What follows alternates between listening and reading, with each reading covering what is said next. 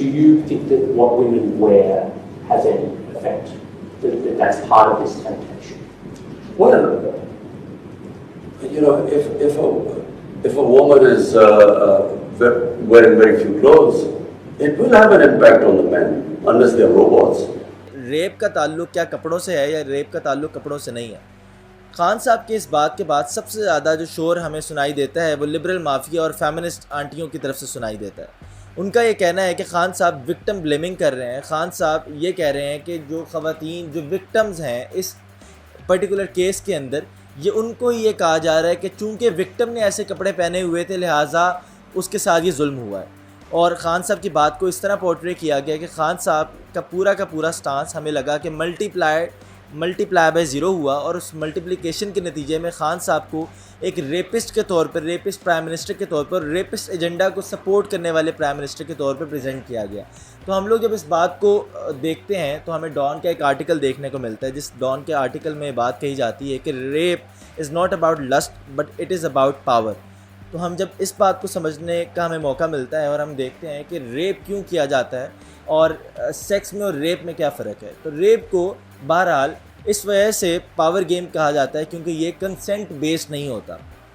اصل بات خان صاحب جس نیریٹو کے ساتھ کہہ رہے ہیں وہ بات یہ ہے کہ سیکس ہو یا ریپ ہو یا کوئی بھی ایکسٹرا میریٹل افیئر ہو، وہ تمام کے تمام اسلام کی روح سے حرام ہے، اور پاکستان ایک اسلامی معاشرہ ہے، پاکستان ایک مشرقی معاشرہ ہے جہاں پر یہ تمام چیزیں ویسے نارمل نہیں ہیں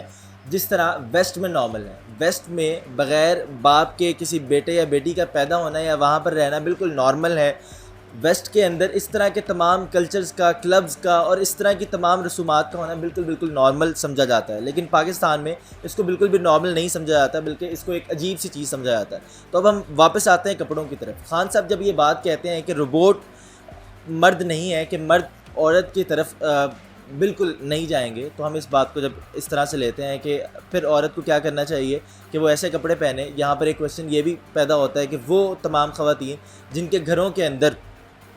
مرد موجود تھے، جنہوں نے اپنی خواتین کے ساتھ وہ سب ریپسٹ کائنڈ آف حرکتیں کی، تو کیا ان کو بھی ہم اسی کیٹیگری میں فال کریں گے کہ حالانکہ ان کے تو کپڑوں کا کوئی قصور نہیں تھا۔ لہٰذا یہاں پر ایک لبرلز نے جو ایک بات کی وہ بات یہ تھی کہ خواتین کے کپڑے وجہ نہیں بنتے ریپ کی، بلکہ یہ مردوں کے اندر ایک پاور کی جو لسٹ ہے یا پاور کی جو ان کا میسوجنسٹ ایجنڈا ہے وہ ساری کی ساری وجہ بنتا ہے۔ تو خان صاحب کی اس بات کی طرف واپس آتے ہوئے خان صاحب کی بات کہنے کے بعد ایک اور چیز جو ہوئی وہ یہ تھا کہ حضرت یوسف اور حضرت زلیخا والا ایک واقعہ سنایا گیا، اور اس میں کہا گیا اصل میں یہ مرد کے اوپر ہوتا ہے کہ مرد چاہے تو ریپ نہ کرے، اور اگر مرد چاہے تو ریپ کرے۔ اس بات کو سمجھنے کے لیے پہلی بات تو یہ ہے کہ یہ دونوں کی ضرورت ہے، اور اسلام کے مطابق ہم چونکہ پاکستان میں رہتے ہیں، ہم چونکہ مسلمان ہیں، لہٰذا ہمارے لیے جو پہلی یہ اٹر گائیڈنس ہے وہ قرآن مجید ہے، اور قرآن مجید کے اندر حیا کا حکم مرد اور عورت دونوں کے لیے، جہاں عورت کے لیے حجاب کا حکم ہے وہاں مرد کے لیے بھی نیچی نظر رکھنے کا، حیا دار ہونے کا حکم ہے، اور اسی طریقے سے دونوں چیزیں دونوں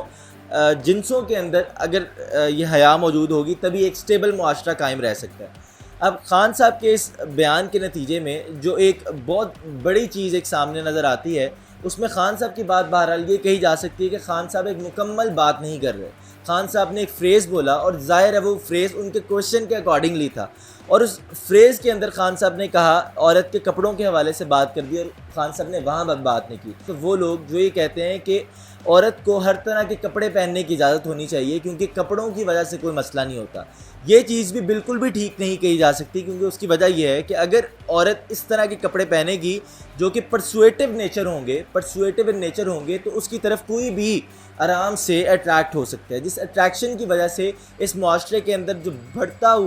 بڑھتی ہوئی جو گھٹن ہے اس کے اندر مزید اضافہ ہوگا، اور یہ مزید فرسٹریشن کی طرف جائے گی۔ لہٰذا خان صاحب کی اس بات کو بالکل زیرو سے ملٹیپلائی کر دینا غلط ہے، بلکہ خان صاحب کی اس بات کو اس طریقے سے دیکھا جانا چاہیے کہ اس معاشرے کے اندر حیا والا لباس پہنا جانا چاہیے۔